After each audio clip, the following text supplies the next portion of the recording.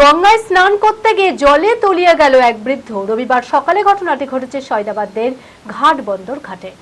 মানসিক স্বাস্থ্যের জন্য সবার আগে যে নামটি মনে ভেসে ওঠে, সুস্থ মনের ঠিকানা মনোবীক্ষণ। যোগাযোগ নাম্বার 7477799516। ডুবুরিদের তৎপরতায় গোড়াবাজার কলেজ ঘাট থেকে উদ্ধার হয় তার মৃতদেহ। মৃতের নাম কৃষ্ণব্রত সিংহ। তার এই মৃত্যুতে শোকের ছায়া নেমে এসেছে মৃতের পরিবার জুড়ে। সকালবেলায় বাবা স্নান করতে গিয়ে গঙ্গার জলে তলিয়ে যায়। তো আমরা আমার বাড়ি ঘাট বন্দর, ওখানে তলিয়ে গেছিলেন। আমরা এসে উদ্ধার করি ওনাকে কলেজ ঘাটে।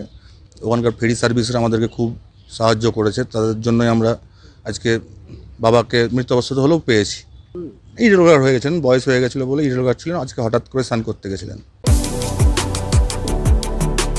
সুখবর সুখবর সুখবর, মুর্শিদাবাদবাসীর জন্য সুখবর।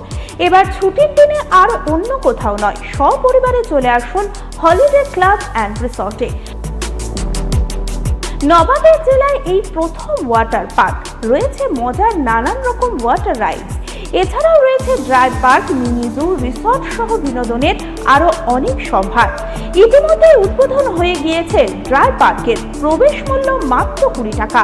ঠিকানা বহরমপুর থেকে মাত্র 3 কিলোমিটার দূরত্বে ও লালবাগ থেকে মাত্র 2 কিলোমিটার দূরত্বে। তালগাছি, নতুন গ্রাম, মুর্শিদাবাদ। যোগাযোগ নাম্বার 9233333063।